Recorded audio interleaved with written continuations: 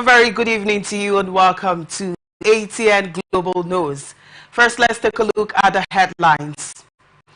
Niger Delta to get integrated master plan. Police arrest suspected kidnappers. Federal government to establish blood collection centers. CBN sells dollars to BDCS at 1,580 naira. Former Vice President Chiney endorses Harris. Super Eagles defeats Bin report. Untouchable comedies loses father.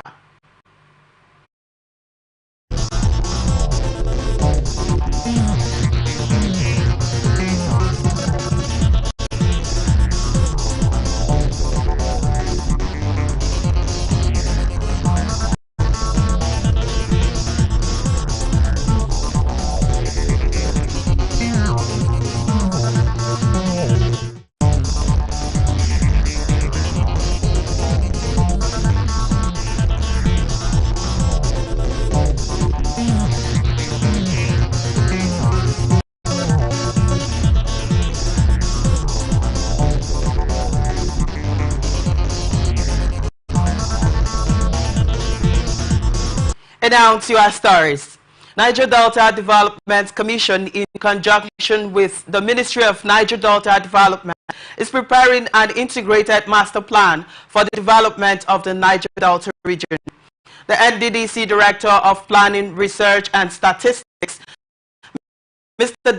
Davis Okarevu, disclosed this during a two-day workshop on harmonization of the Niger Delta Regional Development Strategy for directors of the Ministry of Niger Delta Development and NDDC in Uyo, Akwa Ibom State. This was contained in a statement issued in Port Harcourt's River State capital on Saturday by the Director, Corporate Affairs of NDDC, Saledi Thompson Wakama. The director noted that another workshop would be organized for different stakeholders, including commissioners of economic planning, IOCS, and traditional and community leaders, among others, to come up with a sustainable development plan for the Niger Delta region. He added that the workshop enabled the participants to have a mastery of the different regional plans to be able to integrate them into one of the development of the region. Speaking, the Permanent Secretary in the Ministry of Niger Delta Development, Dr. Shwaib Belgore, represented by Mr. Paul Abia, emphasized the need for a harmonized Niger Delta Regional Development Master Plan, which, according to him, was key to achieving the development of the region. In his remark, the NDDC Director, Administration and Human Resources, Patrick Ekade, explained that the workshop was organized to bring together directors from the Ministry of Niger Delta Development and NDDC to understand their roles in the implementation of the Niger Delta Development Master Plan. Bayelsa State government has sought the cooperation of motorists, commuters and residents alike on the proposed closure of Opolo Road in Yenagoa, the state capital, from September the 9th. Commissioner for Works and Infrastructure, Moses Tebowe, made this known in a statement. The commissioner said the dualization of the major road, which would begin from the Opolo market area, had started, and part of the road would be closed to traffic from Monday. He said the closure would enable the contractors, Julius Berger, to carry out the expansion and dualization of that section of road. Tebowe said the area to be closed is from the roundabout on Isaac Boro Road towards Opolo Market, as serious work would commence on both sides of the road as scheduled. The commissioner said, consequently, those whose vehicles are parked within the span of 450 meters from the Opolo roundabout are advised to remove them with immediate effect. Delta State government has declared collection of illegal levies from site construction workers, otherwise tagged development fee, is unlawful and now attracts a 2-year jail term. This was contained in a statement signed by the Director General of Delta State Orientation and Communications Bureau, Dr. Fred Latimore Ogenesive, copies of which were made available to journalists in Warri on Saturday. The Director General emphasized the need for community leaders and residents in Delta State to obey the subsisting law cited as the Public and Private Properties Protection Law in 2018, while warning community leaders in the state against collecting development fee at construction sites, either by members of community development committees, associations, or community leaders. The statement maintained that violators of the law risk 2 years jail term on conviction. According to Oganesiwe, the information has become necessary for a series of complaints lodged at the Bureau, coupled with allegations of acute exploitations trending on social media platforms, revealed that some members of Community Development Association are local committees constituted by either community leaders or traditional institutions are going about terrorizing private property developers. Oganesiwe stated further that the state governor, Sheriff Oberevueri, presided over the passage of the bill as Speaker of the Delta State House Assembly, as he then was. He said the bill was subsequently signed into law in 2018 by the immediate past governor, Senator Dr. Ifeanyi Arthur Okowa, adding that those who willfully, deliberately, and unknowingly violates the law shall be prosecuted. And such individual or group of persons risks 2 years or 5 years jail term upon conviction. Police operatives from Brumede Division, Uvie local government area of Delta State, have arrested 6 suspected kidnappers. They also recovered from them a ransom of 2,344,000 naira, with some stolen mobile phones. Delta State Commissioner of Police, CP Olufemi Abaniwanda, disclosed these while briefing journalists in Asaba. CP Abaniwanda said acting on credible intelligence, operatives of Brumede Division, while on patrol duty, intercepted a tricycle conveying 6 passengers. The suspects, on sighting the police, attempted to escape, but the operatives chased and arrested them. Upon search of the suspects, 2,344,000 naira was recovered. CP Abaniwanda stated further that some suspected stolen phones were also recovered, noting that further investigation revealed that the phone belonged to their kidnapped victims and the money was part of the ransom the victims paid for their freedom. Edo State government has announced an indefinite postponement of resumption of all schools in the state over the hike in fuel price. The government announced this in a memo by the Permanent Secretary in the Ministry of Education, Ojo Akinlonge, in Benin on Saturday. The Permanent Secretary said the resumption scheduled for September 9th was postponed until further notice. Akinlonge said the government urges parents, guardians, and caregivers to monitor the activities of their children and wards closely, given the current situation and the rising tension caused by the fuel price hike.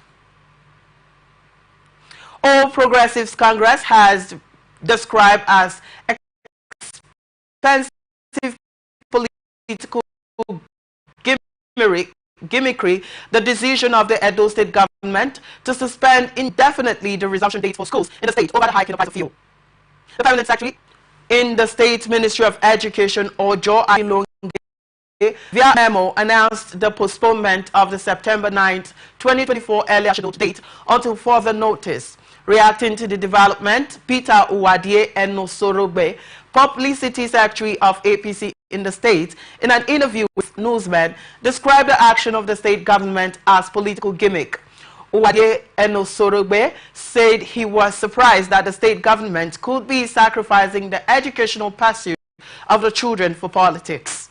Uwadie Enosorogbe called for the reversal of the decision, saying education in the state had suffered a lot under the PDP administration. According to him, statistics of performance for the recently released results of the West African Senior School Certificate Examination ranked Edo 26th as against first and second position in the past.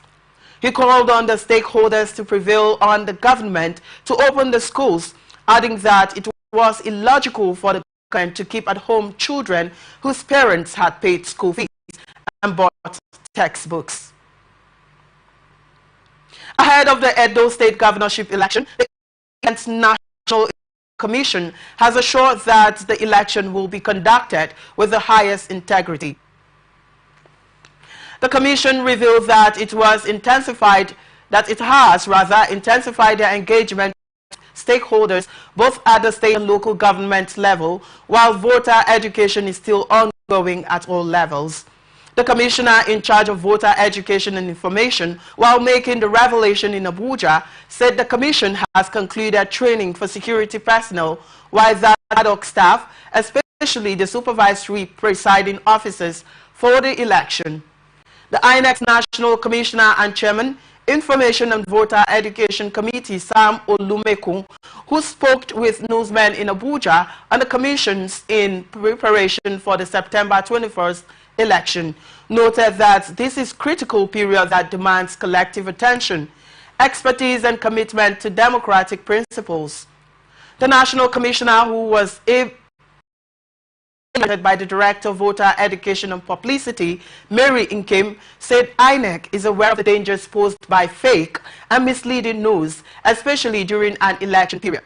She emphasized that such information has the potential to disrupt the electoral process, undermining public confidence and incite unnecessary tensions.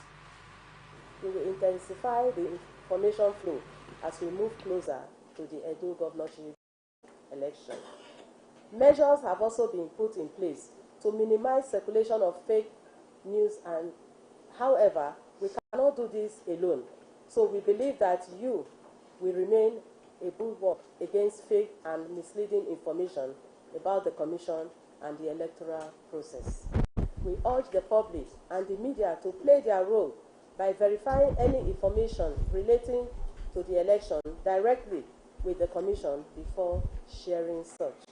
Our doors are wide open for any inquiries, and we have established multiple channels through which the public can reach us for accurate information. Let us all work together to ensure that only truth prevails during this election period. We approach this important election reminding each and every one of us of the need for us to ensure that we perform our responsibilities as is expected with integrity and responsibility. The Commission is committed to ensuring that the Edo governorship election is conducted smoothly, and we count on your cooperation to make this happen.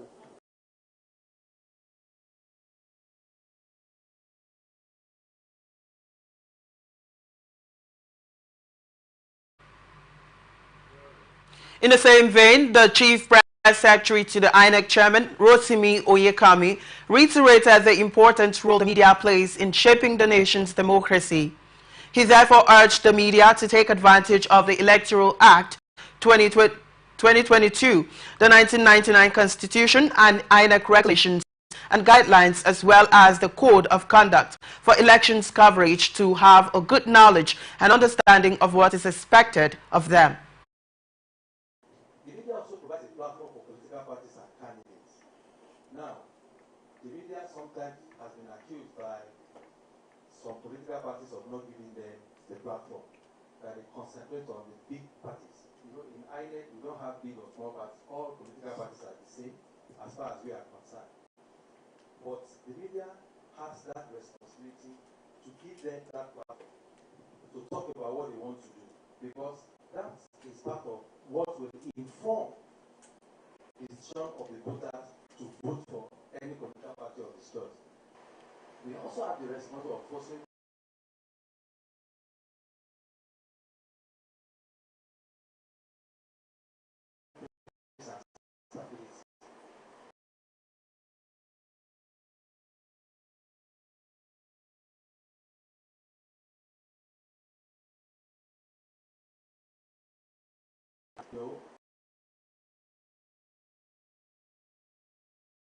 this has to do with the code of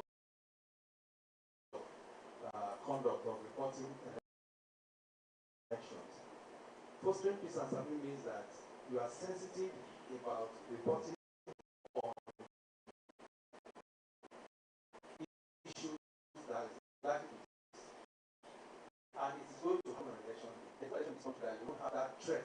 or the plant. What people like to do is to cut the conversation. Sometimes some of these things are even, pre-planned, and then they cut them. And if it's journalists that is not very experienced, you just go to town with what is not entirely true.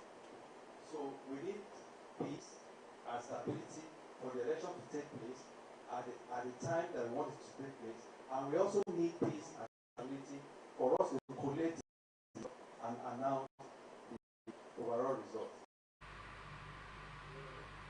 INEC further that it has concluded arrangements with the Land and Maritime Transport Unions for logistics following its concluded training of security operatives. Imo State Independent Election alleging that the Commission has published names of candidates of various political parties ahead of the September 21 local government exercise. Responding to the reports, the state's chairman of the Commission, Charles Ejiogu, in a press statement, informed various political parties and members of the public to disregard the report, stating that it is misleading and capable of disrupting the plans of the Commission in ensuring transparency during and after the exercise. Ejiogu stated that in compliance with the Constitution establishing in the Commission has enunciated in the guidelines and other extant rules and regulations connected thereto. The Commission will only release a list of candidates of all registered political parties after a mandatory validation of all candidates as required by the law.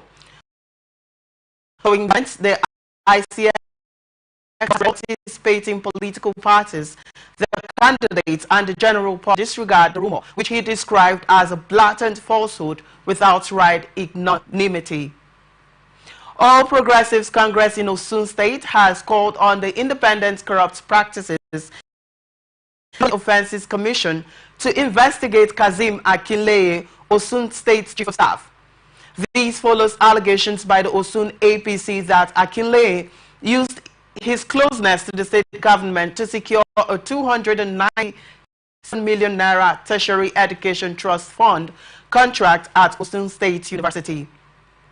In a statement by Kola Olabisi, Osun APC Director of Media and Information on Saturday, the party stated that Akinleye's actions and behavior as a public officer did not conform to high standards of public morality and accountability.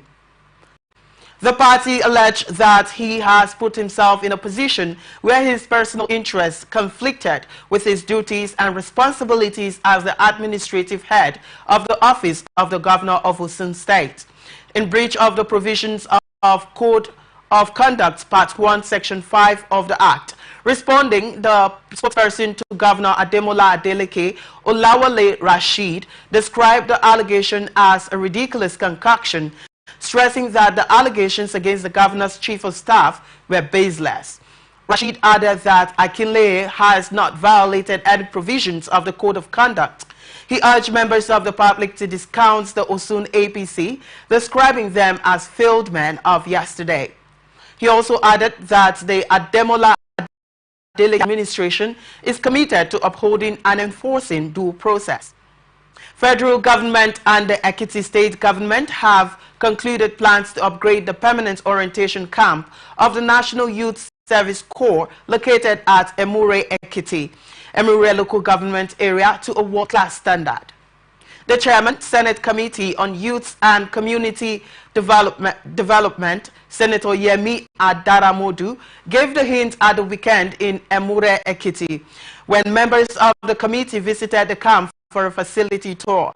Adaramodu represents Ekiti South Senatorial District.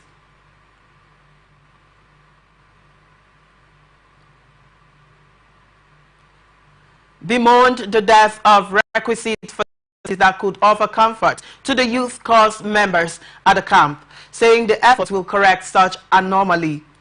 Adaramodu explained that the visit became apparently imperative for members to promote the camp to be to a befitting standard among other camps in the country and corrects the existing facility deficit.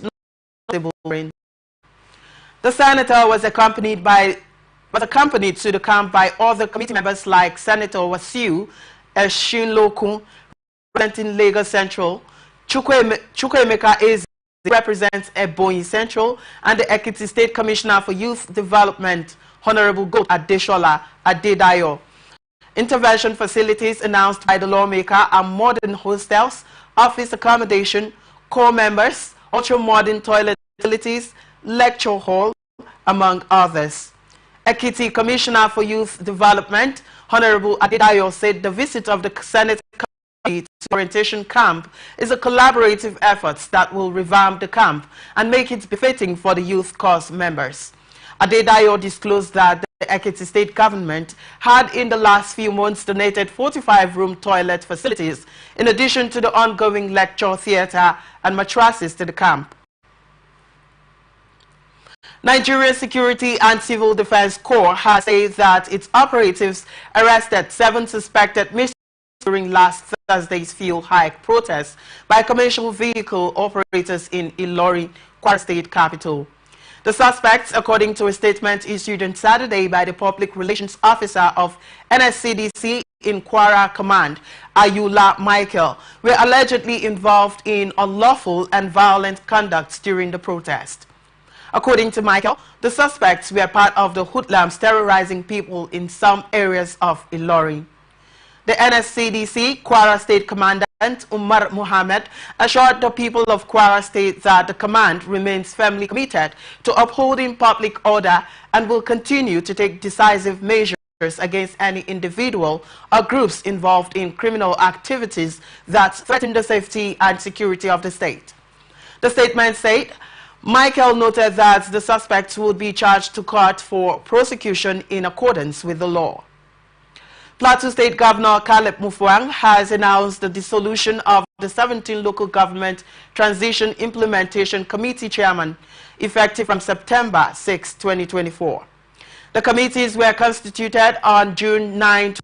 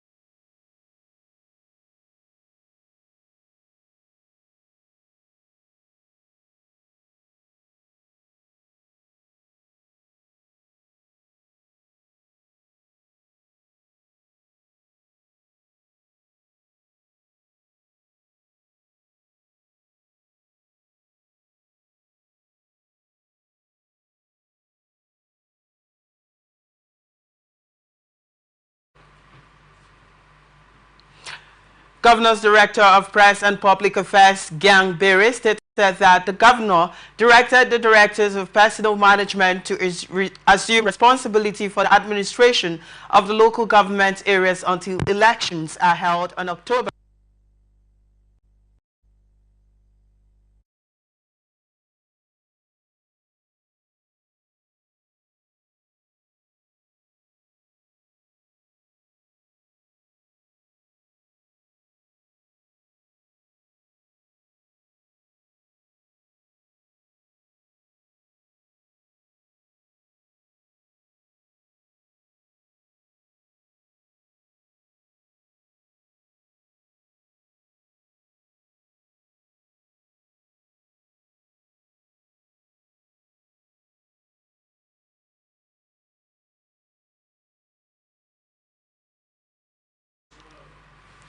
Governor Mufuang commended the Transition Committee chairman for their exemplary leadership and dedication to advancing developmental projects that have directly impacted their communities.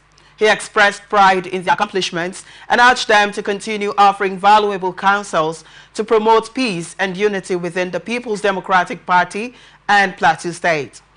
Governor Mufuang also encouraged the former chairman to collaborate with the constituents to ensure the party's success in the forthcoming local government elections. He thanked the people of Plateau State for their unwavering support, noting that the outcome of the PDP primaries for the chairmanship and councillorship elections reflects the deep connection the people have with the party. The governor reaffirmed his commitment to running an inclusive, transparent, and accountable government that serves the interests of all Plateau citizens. Federal government has ramped up its effort to combat illegal mining operations with the arrest of 7 suspected illegal miners in Jaguna near the Iye Odogbe communities in Yagba East local government area of Kogi State. The arrests were made during a recent clearance exercise conducted by the mining marshals on July 15, 2024. The Special Assistant of Media to the Minister, Shegun Tomori, disclosed this in a statement on Saturday. He said the laborers on site were given a directive to vacate the area within 5 days.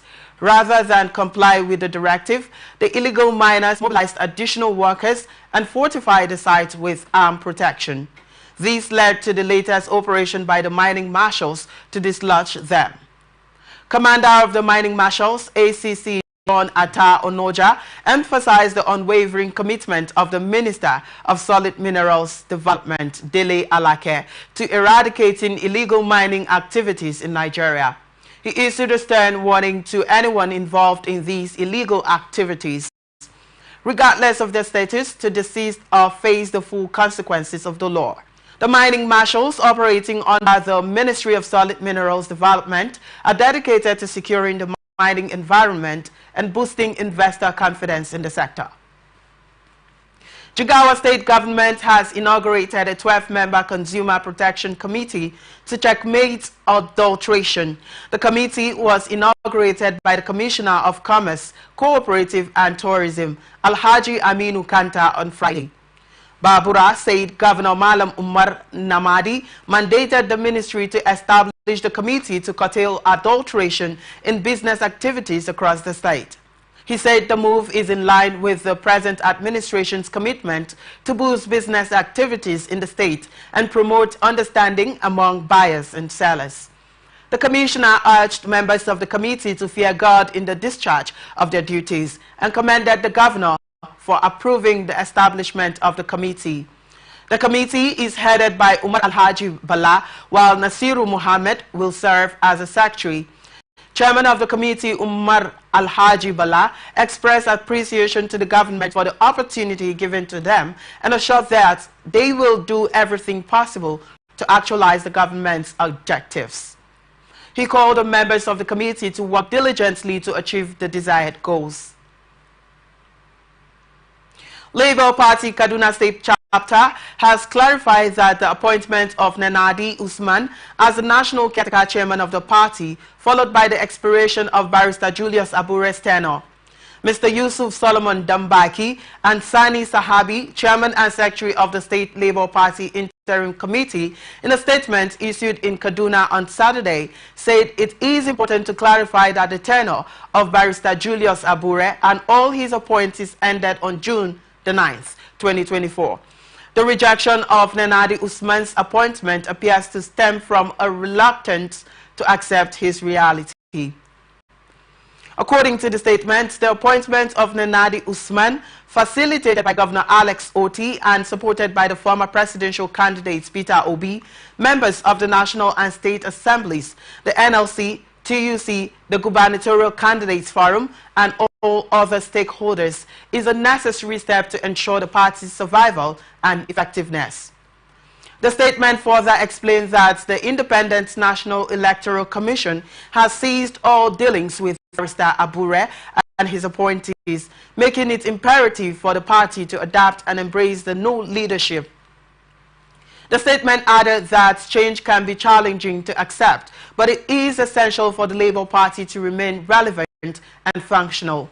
It urged all members and stakeholders to support the new leadership for the betterment of the party and its future in the country. You're watching the Global News on Atlantic Television Network. We'll be back after this short break. Please stay with us.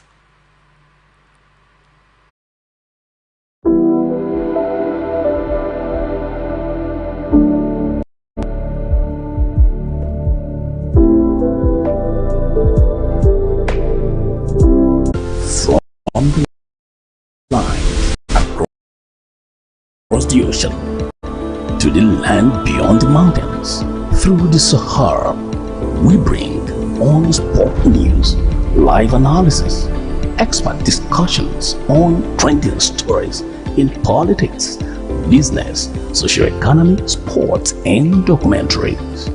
So catch all the updates on the happenings around the globe. Stay focused on the fact today, only on ATN.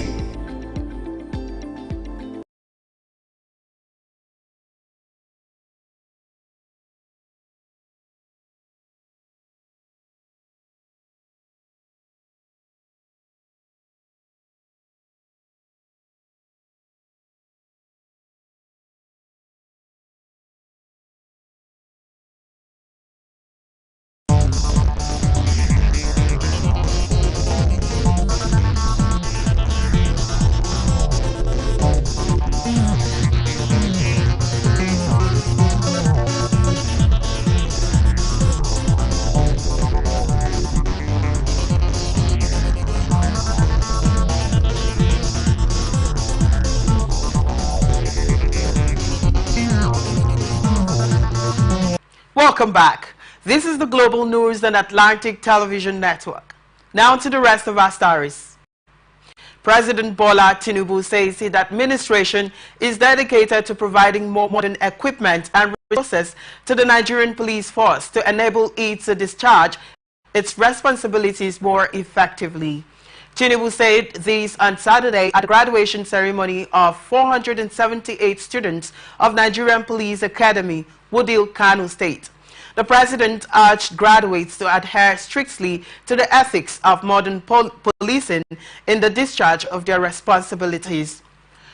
Represented by Vice President Kashim Shettima, Tinubu emphasized the importance of shunning corruption and upholding the highest level of professionalism. He expressed confidence that the officers had received enough training, both academically and professionally, to make a positive impact in the country's security architecture. Tinubu assured that the federal government would continue to support the academy, which he described as one of the best training grounds for police officers in sub-Saharan Africa. The president charged the new officers to prioritize the nation's interest and discharge their constitutional responsibilities and to work dedication and commitment. He also appealed to them to remain vigilant and uphold the ideals of the police, focusing on effective service delivery. Earlier, the commandant of the academy, AIG Sadiq Abubakar, said the 478 graduates had been equipped with essential policing knowledge to enhance the security situation in the country. In line with the college's high standards, 17 programs offered by the academy have been accredited by the National Universities Commission. Federal government has announced plans to establish blood collection centers in all 774 local government areas, including the Federal Capital Territory, to ensure the availability of blood during medical emergencies and transfusions. The head Media and Publicity National Blood Service Agency, Abdullahi Haruna, made this known in a statement on Saturday in Abuja. The statement quoted Professor Saleh Yuguda, the Director General MBSA, as reiterating the government's commitment towards addressing blood shortages in the country, as the initiative would save lives. He explained that to kickstart the blood collection project, the FCT will host strategic blood collection facilities in easily accessible locations. He said as the project rolls out, Nigerians should expect improved access to blood transfusions and better health outcomes. Federal government has revealed that China is set to encourage more of its companies to invest in Nigeria, a move aimed at revitalizing the Nigerian economy. This comes on the heels of President Bola Tinubu's recent visits to China and Nigeria's participation in the 2024 summit of the Forum on China-Africa Cooperation. The Minister of Foreign Affairs, Ambassador Yusuf Toga, disclosed the development in a statement on Saturday, noting that the visit resulted in a significant strengthening of bilateral relations between the two nations. Toga noted that several partnership agreements and memoranda of understanding were signed during Tinubu's official visit, marking a new phase in China-Nigeria relations. China has committed to supporting Nigeria's economic diversification efforts by fostering investment in emerging sectors such as the digital economy, green development, and agricultural modernization. Both countries also agreed to promote collaboration in the blue economy and enhance overall industrial reform. In addition, Nigeria welcomed China's Global Initiative for Artificial Intelligence Governance and the Global Initiative on Data Security. They also pledged to protect the rights of each other's citizens and create a favorable business environment for companies in both countries. The federal government appreciates China's leadership in advocating for the rights of developing nations in areas like AI, data, and digital infrastructure. To facilitate trade between the two countries, Nigeria and China will explore flexible regional monetary cooperation, including local currency swaps, to ease transactions and contribute to global financial stability. Both governments reiterated their commitment to supporting the World Trade Organization's multilateral trading system, opposing trade protectionism and promoting trade liberalization. Ajuri Ngalale, Special Advisor to the President on Media and Publicity, has announced his decision to take an indefinite leave of absence from his official duties. This was made known in a memo submitted to the Chief of Staff to the President, Femi Gbajabiamila, on Friday. In a statement, Ngalale cited pressing medical issues affecting his immediate family as the primary reason for his decision. The leave of absence will impact Ngalale's multiple roles within the administration. In addition to his position as presidential spokesperson, Ngalale will also temporarily step away from his duties as Special Presidential Envoy on Climate Action and Chairman of the Presidential Steering Committee on Project Evergreen. Joint Admissions and Matriculation Board has advised the National Association of Polytechnic Students to direct its grievances regarding the non-mobilization of some higher national diploma students for the National Youth Service course to appropriate authorities. Speaking during a meeting with the leadership of NAFS at JAMB headquarters in Buhari, Abuja on Friday, JAMB's Registrar Professor Ishak Oloyede clarified that board does not oversee the admission of HND students and therefore has no role in their mobilization for the NYSC. Oloyede, who expressed surprise that JAMB is being targeted by the association on the issue, described the action as born out from sheer ignorance of the mandate of the board. He explained that JAMB's mandate is limited to conducting examinations for admission into universities, national diploma and Nigerian certificates in education programs, not HND programs. Oloyede also expressed concerns over part-time polytechnic programs, stating that his criticism was only directed at daily part-time schemes designed to exploit students. He also blamed some of the challenges of affected students to institutions that admit more than the capacity specified by the NBTE. He also disclosed that there was a challenge of correlation between the ND, which the students have acquired, and the HND, which in most cases are acquired in different institutions. He advised NAFS to thoroughly investigate the problem to uncover the root cause and solutions. And now we'll move on to business news. Central Bank of Nigeria has increased liquidity in the foreign exchange market by selling the US dollars to Bureau de Change operators at a rate of 1,580 naira per dollar. The decision aims to address the retail market's demands for eligible invisible transactions such as personal travel allowances, business travel allowances, medical bills, and school fees. According to a statement issued by W.J. Kanya, Acting Director of Trade and Exchange Department, each eligible BDC will be allocated $20,000 at the approved rate.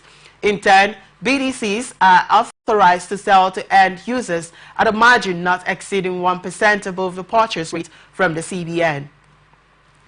Participate in this transaction, eligible BDS are instructed to make the necessary Naira payments into their designated CBN deposit accounts. Following this, they must provide payment confirmations and submit all required documentation at the appropriate CBN branches located in Abuja, Oka, Kano, and Lagos to collect their dollar allocation. The move is part of the CBN's ongoing efforts to stabilize the foreign exchange markets by ensuring adequate supply to meet the needs of the retail segment, particularly for transactions that do not involve the importation of goods. Nigerian National Petroleum Company Limited has denied claims that it is responsible for the recent hike in premium motor spirit, commonly called petrol, in the country. The company said the pricing of petroleum products from any refinery, including the Dangote Refinery Limited, is determined by global markets forces, stating that there is no guarantee for lower prices associated with domestic refining of the products in the country. The NNPC stated that this on Saturday in reaction to rumors it is attempting to monopolize the offtake of all products from the Dangote Refinery Limited. The NNPC further emphasized that there is no guarantee for lower prices associated with domestic refinery compared to any global parity pricing framework. As confirmed by the DRL, the NNPC said it cannot undermine a business in which it holds a billion-dollar stake. Civil society organizations on Saturday faulted President Bola Ahmed Tinubu's economic team over current economic challenges and called for its immediate reconstitution. Expressing deep concern and worry over the state of the economy and escalating fuel prices compounding the hardship of Nigerians despite the recent protests, the groups say Tinubu must act now to avert disintegration. The groups said the current situation across the country has cast doubt on the competence of the Tinubu economic team and called for urgent review. The group says there needs to be a comprehensive and transparent plan to stabilize the Naira, restore confidence in the petroleum supply chain, and negotiate a restructuring of NNPC's debts to ensure continuous fuel supply. The CCSOs, in a statement signed by its national coordinator, Malam Ibrahim Mohammed, pointed out that the plight of Nigerians is sinking low and the patience is wearing off following the deteriorating economy. The coalition also expressed concern over what it described as death trap of indebtedness of the Nigerian National Petroleum Company Limited, NNPCL, which also they claim had slowed down importation of premium motor spirit, PMS, hence the current shortage of PMS across the country. Forum of Zonal Coordinators of the National Association of Nigerian Students has said that the leadership of the association will commence constructive engagement with the federal government and Nigerian National Petroleum Company Limited to achieve the reduction of the fuel pump price. The forum also warned students across the country against participating in any purported planned protest over the recent increase in fuel price, saying NANS has not called for any protest that hoodlums could hijack. While addressing a news conference on Saturday in Abuja, the chairman of the forum, Comrade Bilal Korfi, sympathized with the students' population over the challenges posed by well-intentioned economic policies introduced by President Bola Tinubu's administration. Korfi, however, called for a shift from protest to constructive dialogue regarding the recent fuel price hike. He emphasized that engaging in discussions with relevant stakeholders will more effectively address the issue and find sustainable solutions rather than resorting to demonstrations that those with selfish interests could hijack. Kofi reiterated that NANS has not called for any protests or demonstrations, urging the general public to disregard any calls for protests made by non-students with ulterior motives. Up next is International Tidbits. At least 5 people, including 1 civilian, have been killed as violence flared between 2 wavering ethnic communities in the restive northeastern Indian state of Manipur, according to authorities. Manipur has been rocked by periodic violence for more than a year between the predominantly Hindu majority Meitei and the mainly Christian Kukis over economic benefits and government jobs and education quotas. A court had ordered the state government to share the benefits enjoyed by the Kukis to the Meiteis, fueling the tension. A new round of clashes and exchange of gunfire took place on Saturday in the district of Jiribam, located on India's border with Myanmar. Krishna Kurma, Deputy Commissioner of Jiribam, says fighting has been going on between armed groups of both the communities since the morning. Police statements said officers responding to the attack were fired upon by suspected Kuki militants, but the police team retaliated robustly and repelled the attack. ATN gathered that a state of 3.2 million people, Manipur, has been divided into 2 enclaves since an ethnic conflict began in May 2023. A valley controlled by the majority Meiteis and the Kuki-dominated hills. The areas controlled by the Meitei and Kuki tribes are separated by a stretch of no man's land monitored by federal paramilitary forces. Former United States Vice President Dick Cheney, a lifelong Republican, has said he will vote for Democratic nominee Kamala Harris in the November 5th presidential election. Cheney, who served as vice president under President George W. Bush from 2001 to 2009, confirmed his endorsement of Harris in a statement and said Trump can never be trusted with power again. Cheney said Trump tried to steal the last election using lies and violence to keep himself in power after the voters had rejected him. He added that as citizens, each have a duty to put country above partisanship. That is why he will be casting his vote for Vice President Kamala Harris. His daughter Liz Cheney, a former Republican member of Congress from Wyoming, endorsed Harris on Wednesday. Russia said on Saturday it had seized another village in eastern Ukraine, where Moscow's troops are continuing to advance. The Defense Ministry said Russian forces have liberated the village of Kalinov in Donetsk region, which lies around 25 kilometers southeast of the key logistic hub of Pokrovsk, held by Kyiv's forces. Russian troops have been advancing on Pokrovsk for months, and Ukraine has ordered the mandatory evacuation of children from the city.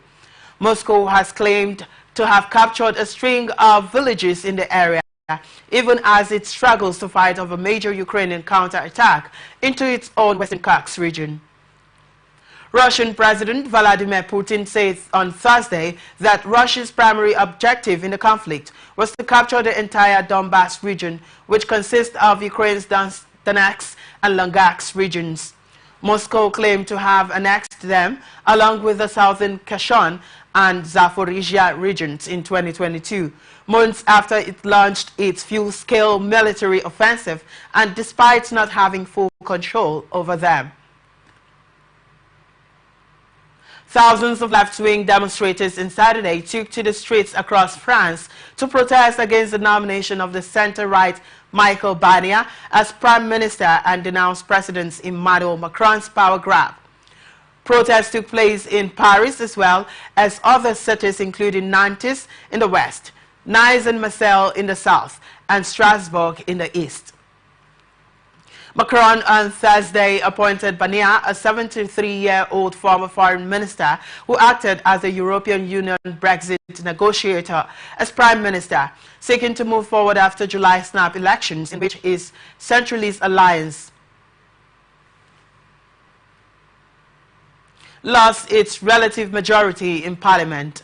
Bania said on Friday night that he was open to naming ministers of all political stripes, including people from the left. But the left-wing coalition, which emerged as France's largest force after the elections, although without enough seats for an overall majority, has greeted Macron's appointment of Banias with dismay. On Saturday, many demonstrators directed their anger at Macron and some called on him to resign. Hard Left's leader, Jean-Luc Mélenchon, whose France Unbowed party and allies belong to the left-wing bloc, has charged that the election had been stolen from the French and called on French people to take to the streets. Here now is ATN Sports News. Super Eagles of Nigeria started their 2025 African Cup of Nations qualifying campaign with a comfortable 3-0 win over Benin Republic in Uyo on Saturday. The visitors sat back early on, allowing the Super Eagles to dominate the game.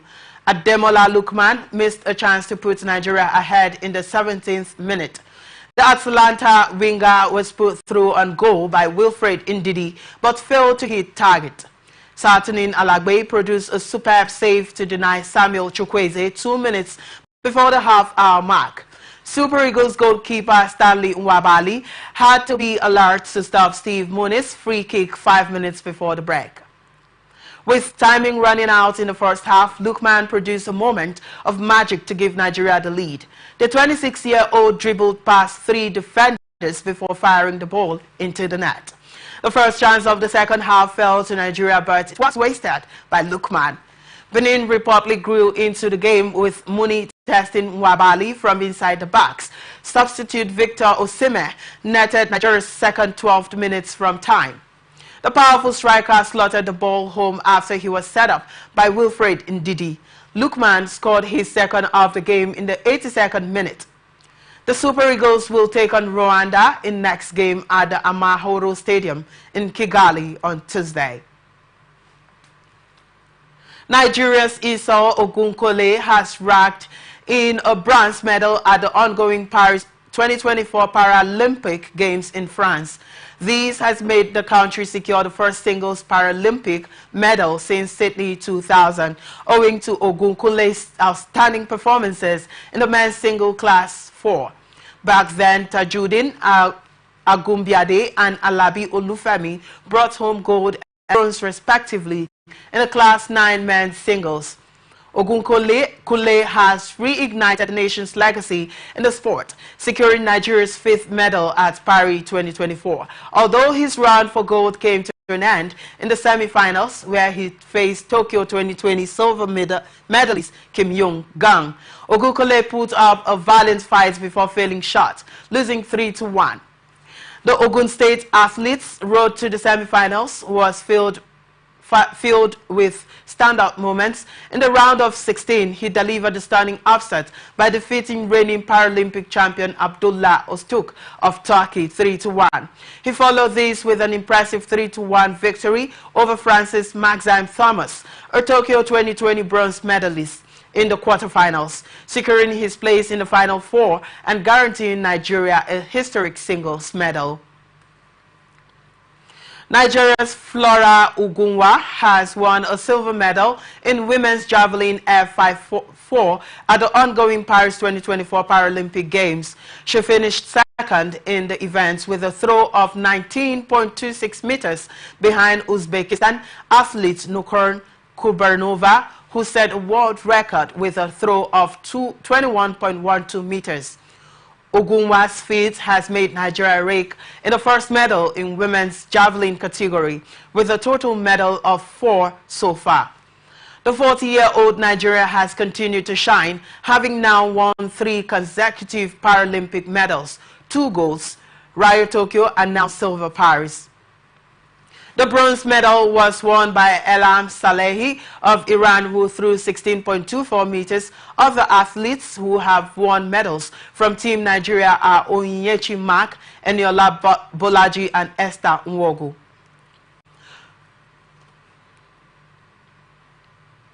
Former Liverpool captain Ron Yeats, who led the club to their first FA Cup and 2 top flights title, has died aged 86.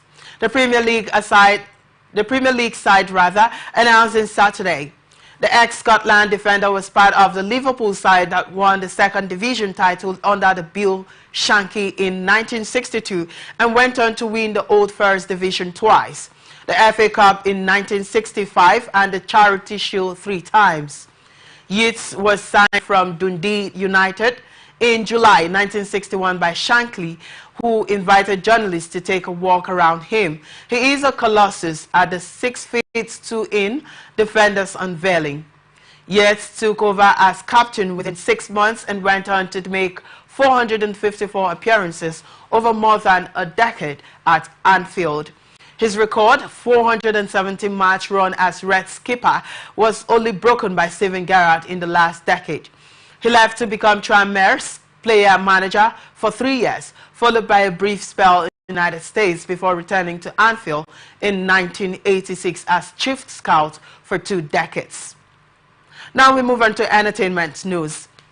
Popular content creator Chibuike Gabriel, widely known as Untouchable Comedies, has lost his father to stroke. Announcing the incident in a now viral video on social media, Untouchable revealed that his late father had been battling with stroke for about 20 years before his death. The clip captured the comedian's father wrapped in a shroud, surrounded by family members. Expressing his sorrow, the content creator described his father's death as a tremendous loss for his family. Sharing the video for his father's journey, he said, "I lost my father and it's really a tough time for my family right now. God knows best." Popular Nollywood actress Omotola Jalade Ekinde has addressed her long absence from acting, which made her a darling of many Nigerians and other foreigners. In a post via her official Instagram page, the actress revealed that she needed to take a break from acting to relax, reflect, and recharge her body. Jalade Ekinde, who started her acting career at age 15, explained that working non-stop for decades made her the need to unwind and revitalize. She emphasized that taking times off is essential to maintaining her creative energy and passion for her craft. Popular movie producer and actor Chris Bassi has left the Nigerian entertainment industry for plumbing work. Chris made this known while sharing insights into his new life in Canada. Speaking during a live chat on Instagram, he emphasized that his new career pays better than tech jobs and also gives him a relaxed lifestyle. Newly crowned Miss Universe Nigeria Chidinma Adesina has stated that she didn't get a pity win. Adesina said this while reacting to the criticism she received after her win. Speaking in an interview, she made it clear that she worked hard to emerge as the winner of the pageant. ATN reports that Adesina was forced to withdraw from South Africa's version of the beauty pageant in August 2024, following allegations of fraud and identity theft involving her mother. Due to xenophobic backlash and rejection over her nationality, Chidinma subsequently accepted an invitation to join the Miss Universe Nigerian pageant, which she eventually won. American pop star Selena Gomez is now a billionaire according to Bloomberg's Billionaires Index.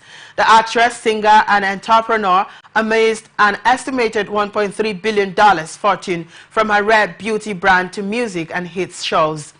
According to the publication, more than 80% of Gomez's net worth derives from her stake in Red Beauty brand incorporation, brand partnerships, acting deals, and mental health startups also contributed to her wealth.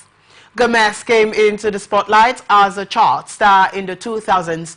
She reportedly made around $3 million for a role as Alex Russo in the Disney Channel's Wizards of Waverly Place from 2007 to 2012. She then launched a music career, first with a pop rock band, Selena Gomez, and the scene, and then as a solo artist with 424 million followers. Gomez is behind only football icons Cristiano Ronaldo and Lionel Messi as the most popular person on Instagram. Music tours only accounted for less than 5% of Gomez's wealth, with album and record sales less than 2%. She hasn't toured since 2016. Most of Gunny's fortune, roughly $1.1 billion, comes from a stake in Rare Beauty. And that's the global news for tonight. Before we go, another look at the major stories. We told you that police arrest suspected kidnappers, federal government to establish blood collection centers. CBN sells dollars to BDCS at 1,580 naira. Former Vice President Cheney endorses Harris. Super Eagles defeats Benin Republic. Untouchable Comedies lost his father. And that's it on the global news. I'm Victor Peter. Thank you so much for watching. You can follow us on our social media platforms, Twitter at Atlantic TV Net, Facebook and YouTube at Atlantic Television Network, Instagram at Atlantic TV Network. Peace and unity are the pathways to progress.